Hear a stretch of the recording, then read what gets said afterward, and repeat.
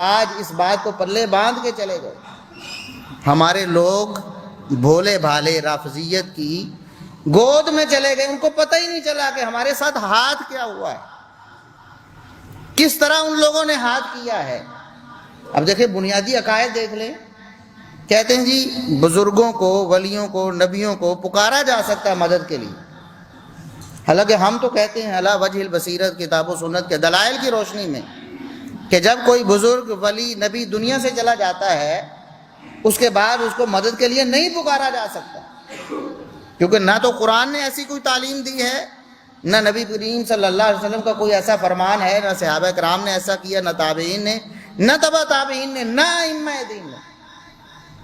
چار مشہور امام ہیں نا ہمارے پاس، اکثر احباب ہمارے دوست مسلمان بھائی امام ابو حنیفہ رحمۃ اللہ علیہ کو ماننے والے ہیں، تو بتائیں کہ امام ابو حنیفہ رحمۃ اللہ علیہ نے پوری زندگی میں کبھی ایک لفظ بھی ایسا کہا، کبھی انہوں نے پوری زندگی میں ایسا کیا کسی نبی کو، کسی ولی کو، کسی صحابی کو، کسی تابعی کو، کسی تبع تابعی کو ان کی دنیا سے چلے جانے کے بعد پکارا ہو مدد کے لیے کہ ہماری مدد کیجیے، ہم بڑی مشکل میں ہیں؟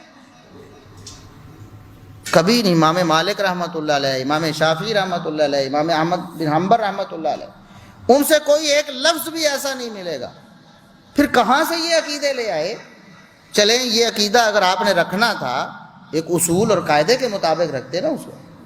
آپ کے نزدیک نبیوں کو، ولیوں کو، بزرگوں کو ان کی وفات کے بعد پکارنا جائز تھا، کیونکہ وہ اللہ کے پیارے ہیں، وہ وفات کے بعد بھی آپ کے بقول سنتے ہیں، مدد کو پہنچتے ہیں۔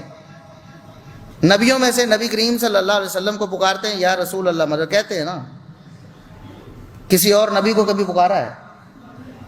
یا آدم مدد، یا ابراہیم مدد، یا موسیٰ مدد، یا عیسیٰ مدد۔ بھئی یہ اللہ کے ولی تھے، نبی تھے کہ نہیں؟ عیسیٰ علیہ السلام تو فوت نہیں ہوئے، زندہ آسمانوں پر ہیں، ایسے ہی ہے نا، باقی نبی تو فوت ہو چکے ہیں۔ مسلمانوں کا یہی عقیدہ ہے نا۔ قادیانی مرتد یہ کہتے ہیں کہ عیسیٰ علیہ السلام بھی فوت ہو چکے ہیں، جھوٹ بولتے ہیں، قرآن کے خلاف ہے۔ عیسیٰ علیہ السلام زندہ آسمانوں پہ ہیں نا۔ کبھی کسی مسلمان نے یا عیسیٰ مدد کہا؟ بھئی کہہ کے دیکھے تو صحیح، یا عیسیٰ مدد کہہ کے تو دیکھیں کیا ہوتا ہے۔ کیا عیسیٰ علیہ السلام اللہ کے ولی نہیں ہیں؟ موسیٰ علیہ السلام، ابراہیم علیہ السلام، یہ اولو العزم پیغمبر ہیں، 5 اولو العزم پیغمبر، ان میں سے 4 نبی کریم صلی اللہ علیہ وسلم کے علاوہ ہیں، 5ویں نبی کریم صلی اللہ علیہ وسلم۔ اور قرآن میں اللہ رب العزت نے نبی کریم صلی اللہ علیہ وسلم کو فرمایا فاصبر کما صبر اولو العزم من الرسل، اے نبی آپ نے اس طرح صبر کرنا ہے جس طرح اولو العزم پیغمبروں نے صبر کیا۔ ان میں سے ایک نوح علیہ السلام، سب سے پہلے نمبر ان کا تھا۔ نوح علیہ السلام، ابراہیم علیہ السلام، موسیٰ علیہ السلام، عیسیٰ علیہ السلام اور محمد الرسول اللہ صلی اللہ علیہ وسلم۔ تو جب آپ اولو العزم پیغمبروں کو نہیں پکار رہے تو کیا وجہ ہے؟ کیا وہ اللہ کے پیارے نہیں تھے؟ کیا وہ اللہ کے دوست نہیں تھے؟ وہ آپ کی مدد کو کیوں نہیں پہنچ سکتے؟ وجہ کیا ہے؟ اچھا اس کے بعد چلے آتے، کبھی کسی نے نہیں سوچا اس زاویے پر، اگر سوچ لیں تو مسئلہ حل ہو جائے۔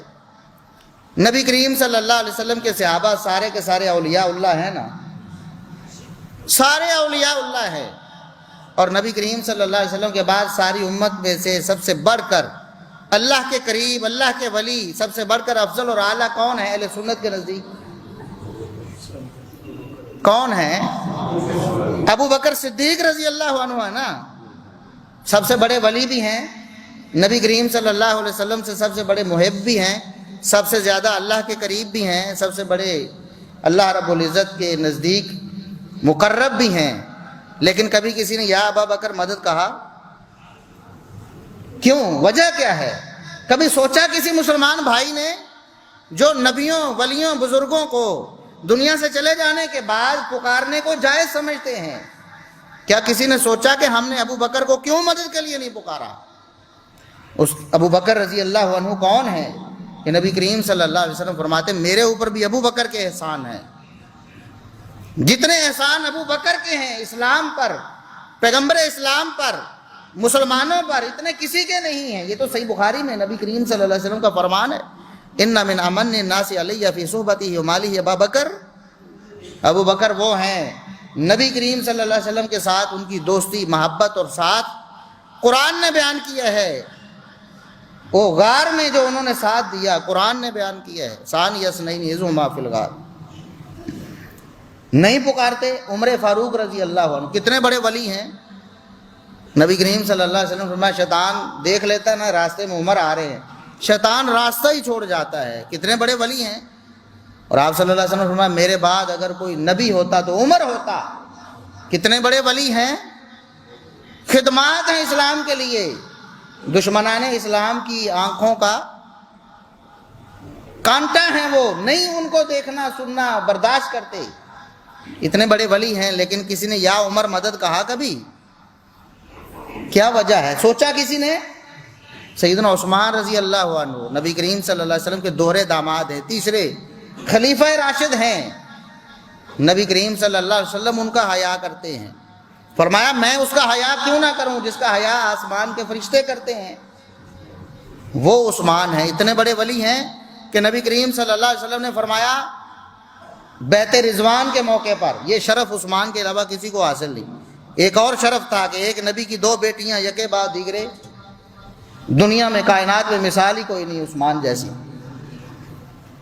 اور دوسری ان کی جو مثال جو کسی کو شرف حاصل نہیں ہوا، نبی کریم صلی اللہ علیہ وسلم نے فرمایا عثمان موجود نہیں ہے، بیعت ہو رہی ہے، سب نے بیعت کر لی ہے، سب نے اپنا ہاتھ نبی کے ہاتھ پہ رکھا ہے، لیکن عثمان کی باری آئی تو نبی کریم صلی اللہ علیہ وسلم نے فرمایا یہ میرا ہاتھ دیکھتے ہو، یہ عثمان کا ہاتھ ہے، میں عثمان کی طرف سے اپنے ہاتھ پہ خود بیعت کر رہا ہوں۔ چھوٹے ولی ہیں جن کے نبی کریم اپنے ہاتھ کو جن کا ہاتھ کہیں، چھوٹے ولی ہیں، لیکن یا عثمان مدد کبھی کسی نے کہا نہیں کہا۔ وجہ کیا ہے؟ اور تمہاری سوئی آ کر یا علی مدد پہ کیوں ٹکتی ہے؟ وجہ کیا ہے؟ علی رضی اللہ عنہ کی شان میں ہمیں کوئی شبہ تک نہیں، ہم تو کہتے ہیں علی کی شان کو جو نہیں مانتا منافق ہے، علی تو ہمارا ایمان ہے، لیکن بتائیں کہ کیا ابو بکر عمر عثمان ہمارا ایمان نہیں ہے؟ کیا ابو بکر ان سے بڑے ولی نہیں تھے؟ کیا وجہ ہے کہ آج ابو بکر کو عمر کو عثمان کو مدد کے لیے نہیں پکارا جاتا یا علی مدد کہا جاتا ہے؟ کیا وجہ ہے؟ یہ رافضیوں نے ہاتھ کیا آپ کے ساتھ، اور یہی پس منظر ہے اس واقعے کا 22 رجب کے کنڈوں کا۔ یہ یوم وفات ہے سیدنا معاویہ بن ابی سفیان رضی اللہ عنہما کا۔